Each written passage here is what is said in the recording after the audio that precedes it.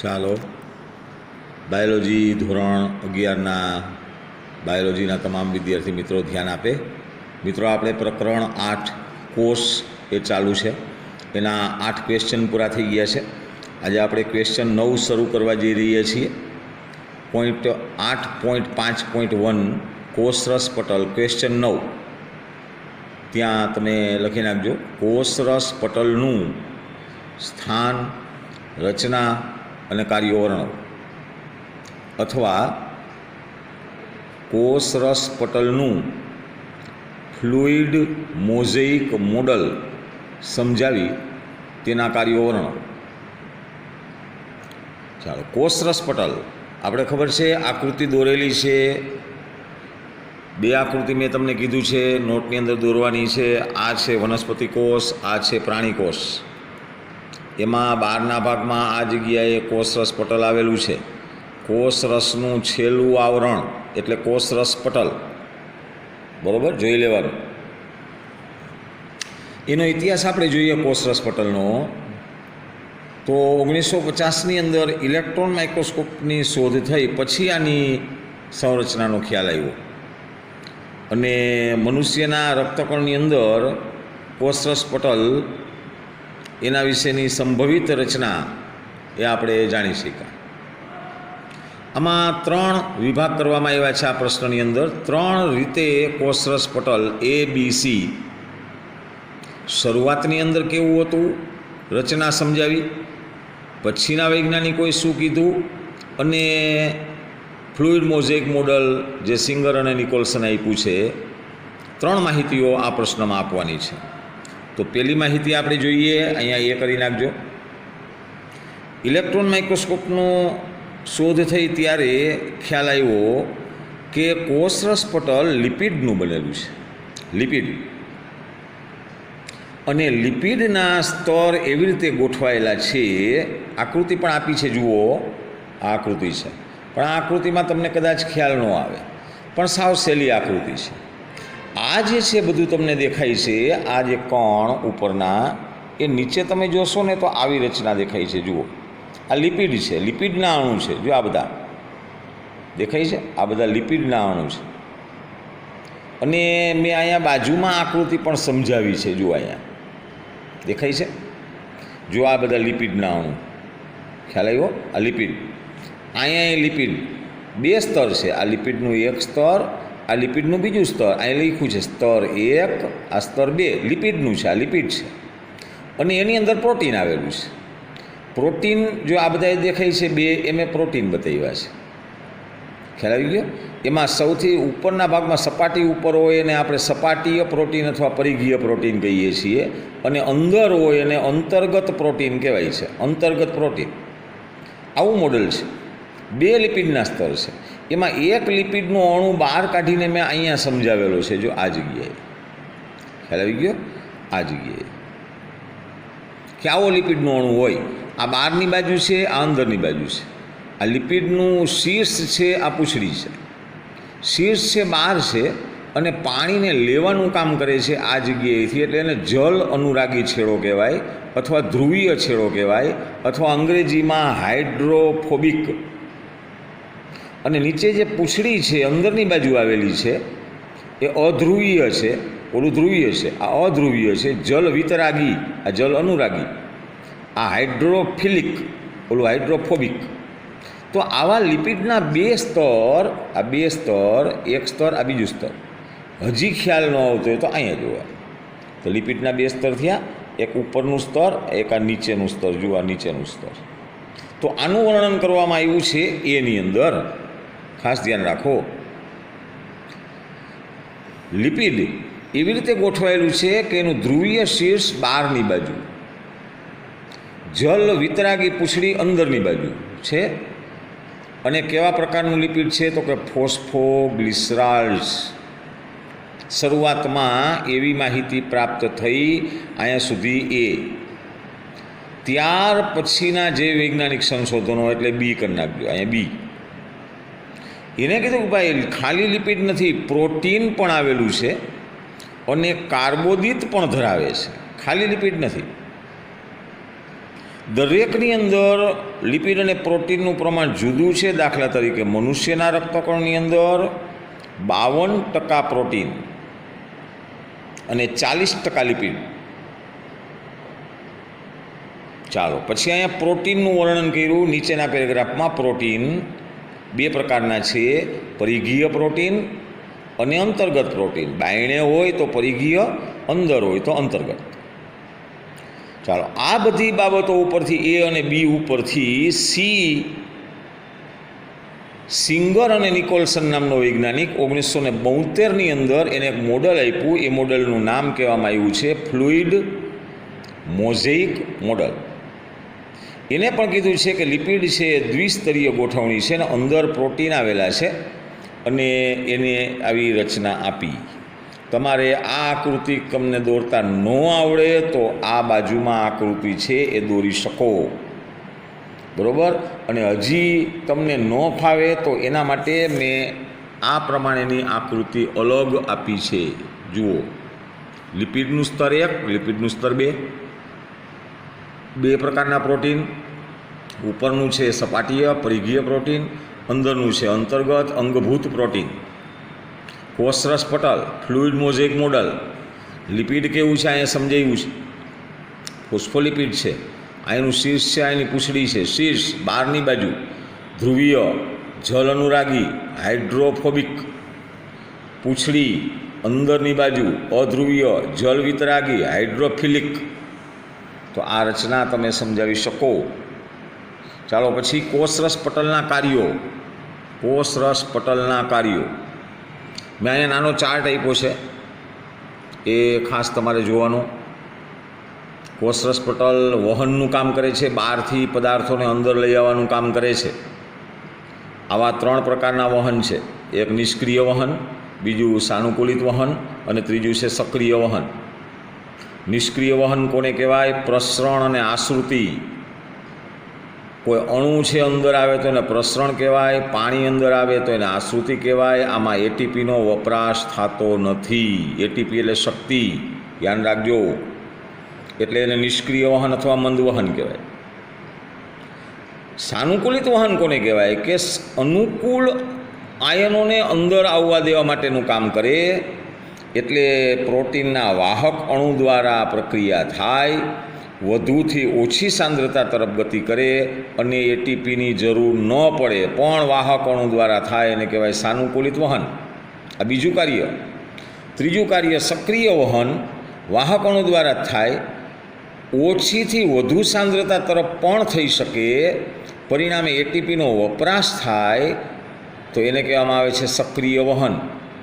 આપણા શરીરની અંદર આવા પંપ આવેલા છે. Pump, sodium pump, potassium pump, એ સક્રિય વહન દ્વારા કામ કરે છે, શક્તિ વપરાય છે.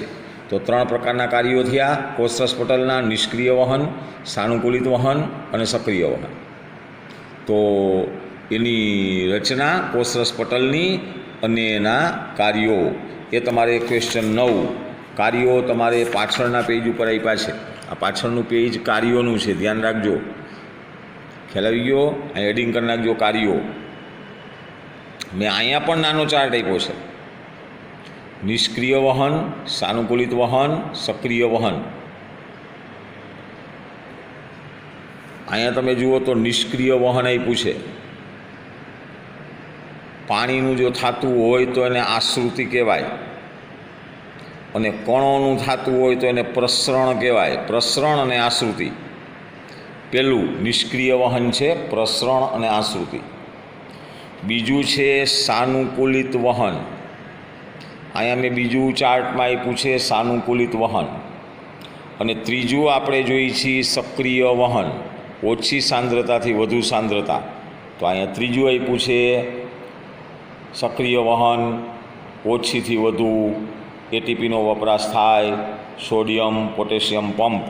છેલ્લે અહીંયા આપ્યું છે જુઓ સોડિયમ પોટેશિયમ પંપ. તો આ થઈ ગયા કોષરસ પટલના કાર્યો. તો આ તો ક્વેશ્ચન 9. કોષરસ પટલની રચના સમજાવો અને એમના કાર્યો લખો. ચાલો હવે આવશે ક્વેશ્ચન 10. કોષ દિવાલ. પ્રશ્ન લખી નાખજો. કોષ દિવાલની રચના વિશે માહિતી લખો.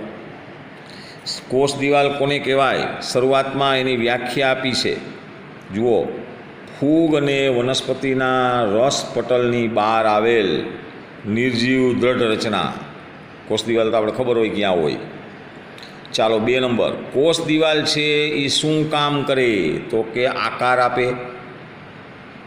નુકસાનથી બચાવે, ચેપથી બચાવે, સંપર્ક બનાવી રાખે એકબીજા કોષનો. ચાલો 3 નંબર, એક વિશેષતા આપી છે ભાઈ, લીલની કોષ દિવાલ શેની બનેલી છે? સેલ્યુલોઝની. મેં અહીંયા મુદ્દા પણ લખ્યા છે બાજુમાં, જુઓ.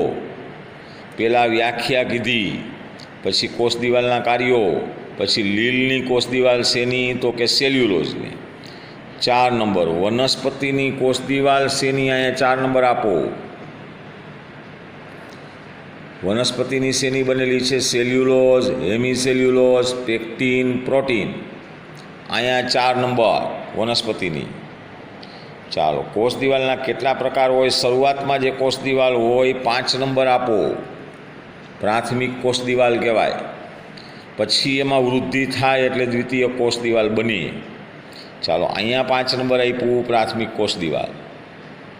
ચાલો, એક કોષ છે અને બીજો કોષ છે, એની વચમાં મધ્ય પટલ આવેલું છે. 2 કોષની વચ્ચે. કોષ દિવાલને 2 કોષની જે કોષ દિવાલ છે એની વચ્ચે મધ્ય પટલ આવેલું છે, કેલ્શિયમ પેક્ટેટ એનું. તો એનું વર્ણન કરવાનું. 6 નંબર, મધ્ય પટલ. અને એક કોષ અને બીજો કોષ જેના દ્વારા જોડાયેલા હોય એને કહેવાય કોષરસ તંતુ. તો અહીંયા કોષરસ તંતુ. તો 2 કોષની વચ્ચે જે કોષ દિવાલ છે એની આપણે વાત કરી છે. કોષ દિવાલનો પ્રશ્ન, ક્વેશ્ચન 10. ચાલો, ક્વેશ્ચન 11, અંતઃપટલમય તંત્ર એટલે શું? તેમાં કોનો સમાવેશ થાય છે? અંતઃપટલમય તંત્ર, હવે એ શું છે? આપણે જાણીએ છીએ કોષની રચના, તમે આકૃતિ દોરી છે. જો અહીંયા ઘણી બધી અંગિકાઓ છે. આ અંગિકાઓ પોતે પોતાનું સ્વતંત્ર રીતે કામ કરે છે, પણ અમુક અંગિકાઓ ભેગી થઈને સંકલનથી કાર્ય કરે છે. ધ્યાન રાખજો, અહીંયા છેલ્લી લીટી જુઓ. તેમાંની ઘણી ભેગી મળીને અંતઃપટલ બનાવે, સંકલન કરે, કારણ કે તેઓનું કાર્યનું સંકલન થતા હોય છે. એને અંતઃપટલ તંત્ર કહેવાય. તો અંતઃપટલ તંત્રની અંદર કયા અંગિકાઓનો સમાવેશ કરવામાં આવે? અંતઃપટલ તંત્રનો ભાગ કયો છે? લખ્યું છે. જુઓ, અંતઃકોષરસ જાળ, ગોલ્ગી કાય, લાઇસોઝોમ, રસધાની. આ અંતઃપટલ તંત્રનો ભાગ માનવામાં આવે છે. કોને અંતઃતંત્રનો ભાગ નથી માનવામાં આવતો? તો કણાભસૂત્ર, હરિતકણ, પેરોક્સિઝોમ લખેલું છે. ભાગ ગણવામાં આવતો નથી. આટલાનો ભાગ ગણવામાં આવે છે, આટલાને ભાગ ગણવામાં આવતો નથી. અંતઃપટલ તંત્રની અંદર એનો સમાવેશ કરવામાં આવતો નથી. ચાલો, નાનો પ્રશ્ન હતો, MCQ માટે મહત્ત્વનું છે. ચાલો, હવે આવ્યા અંતઃકોષરસ જાળ. 11મો પ્રશ્ન લખી નાખજો. ક્વેશ્ચન 11, અંતઃકોષરસ જાળની રચના, પ્રકારો, કાર્યો જણાવો. અંતઃકોષરસ જાળ, તમને ખબર છે કોષની અંદર એક આવી જાળી આવેલી છે. આ જાળી છે, જુઓ, જાળી છે. આ કોષ કેન્દ્ર છે. જો અહીં લખેલું છે કોષ કેન્દ્ર. આ કોષ કેન્દ્ર છે, એ કોષ કેન્દ્રમાંથી આવી જાળી નીકળે છે. મેં આકૃતિ ન સમજાય તો એ બાજુમાં દોરી દીધી છે. જુઓ છે, આ કોષ કેન્દ્ર છે. આ કોષ કેન્દ્રની માથે આ કોષ કેન્દ્ર પટલ છે. કોષ કેન્દ્ર પટલમાંથી આ જાળી નીકળે છે. આ જાળી. હવે જાળીની ઉપર અહીંયા રિબોઝોમ આવેલા હોય. જો અહીંયા રિબોઝોમ, આ બધા રિબોઝોમ. જે જાળીમાં રિબોઝોમ આવેલા હોય એને રફ તરીકે ઓળખવામાં આવે, ખરબચડી. અને જે જાળીમાં રિબોઝોમ ન હોય એને લીસી કહેવાય. તો અંતઃકોષરસ જાળના 2 પ્રકાર છે ભાઈ. ન સમજાતું હોય હજી તો અહીંયા જોઈ લેવાનું. અંતઃકોષરસ જાળ, એને અંગ્રેજીમાં કહેવામાં આવે છે એન્ડોપ્લાઝમિક રેટિક્યુલમ. ટૂંકાણમાં કહેવાય ER.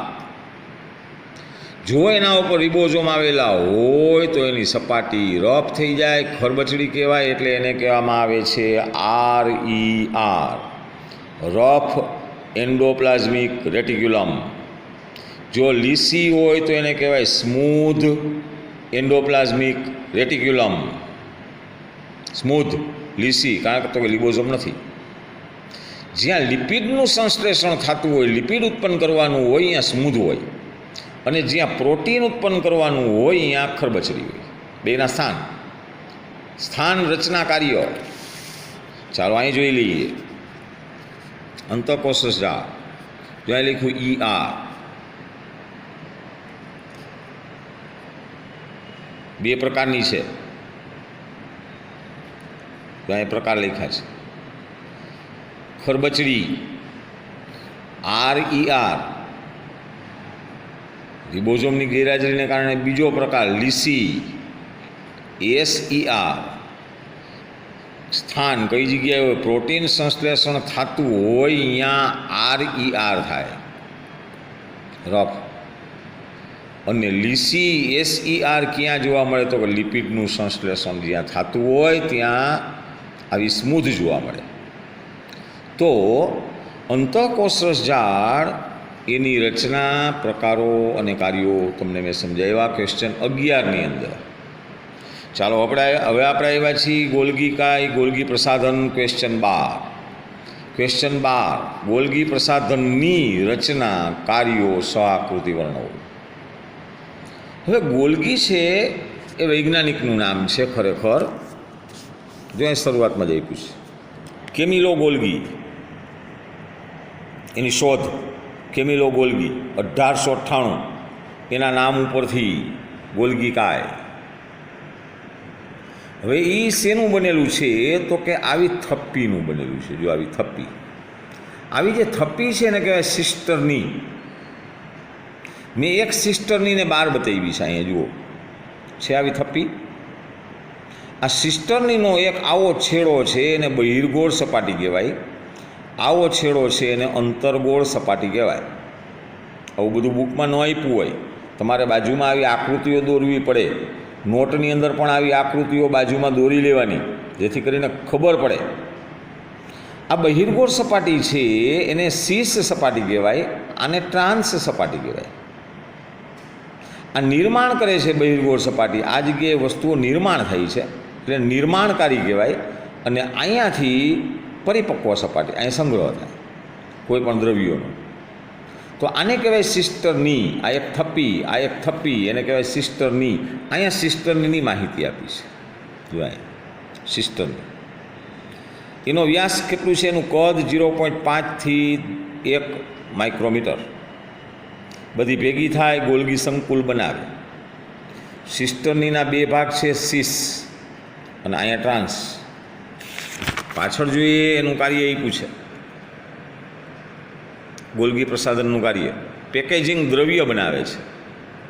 દાખલા તરીકે અહીંયા મેં એક આકૃતિ આપી છે, જુઓ આ સિસ્ટર્નીની. જે દ્રવ્ય અંતઃકોષરસજાળમાંથી બન્યા છે એ દ્રવ્ય આની અંદર આવે અને આ જગ્યાએથી દ્રવ્યો બાયણે નીકળે. પુટિકામાંથી દ્રવ્યો બાયણે નીકળે. અહીં લખ્યું જો ગોલ્ગી કાયના શીશ છેડા છે, ગોલ્ગી પ્રસાધનની ટ્રાન્સ છેડા એના ઉપરથી મુક્ત થાય અને બે દ્રવ્યોનું નિર્માણ કરે છે, ગ્લાયકોલિપિડ અને ગ્લાયકોપ્રોટીન. આ બે દ્રવ્ય ગોલ્ગી કાય બનાવવાનું કામ કરે છે. ચાલો એના પછી આવશે ક્વેશ્ચન 13મો, લાઇસોઝોમ. લાઇસોઝોમ કોષની અંદર એક કોથળી આવેલી છે, અથવા એનું કારણમાં પણ પૂછાય છે. લાઇસોઝોમને કોષની આત્મઘાતી કોથળી કહે છે. કારણ લખો. શું કરવાને? ખાસ ધ્યાન આપો.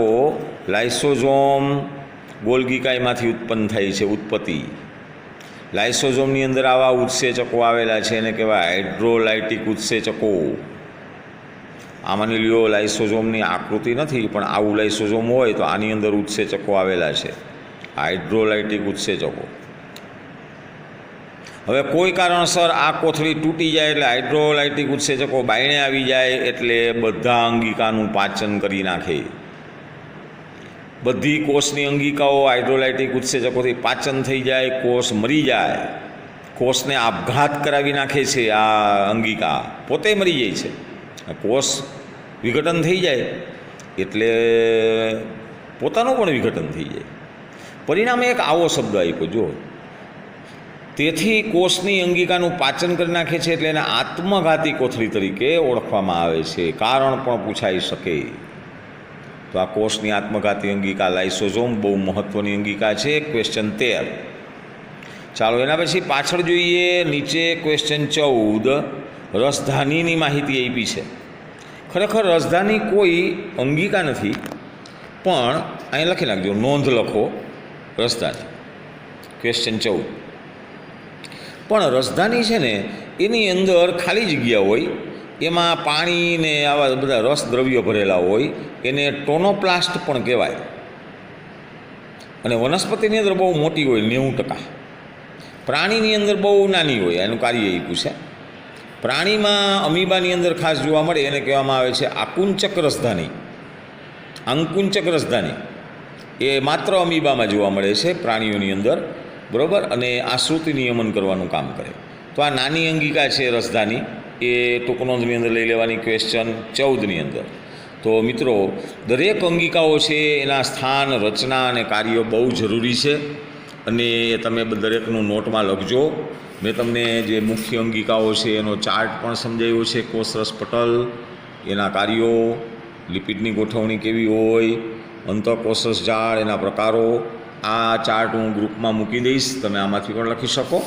અને આજે આપણે ક્વેશ્ચન 14 સુધી એ આપણે ભણ્યા છીએ, અને આગળના વિડીયો લેક્ચરની અંદર ક્વેશ્ચન 15 આવશે, કણાપ સૂત્ર, બરાબર. એ વિડીયો લેક્ચર આપણે આગળના લેક્ચરમાં જોઈશું. બધા વિદ્યાર્થીઓ એકમ કસોટીની તૈયારીમાં લાગી જાજો. આ પાઠ એની અંદર છે, અને વ્યવસ્થિત નોટબુક બનાવજો અને વ્યવસ્થિત તૈયારી કરજો. આવતા વિડીયો લેક્ચર સુધી તમામ વિદ્યાર્થીઓને ગુડ બાય. આવજો.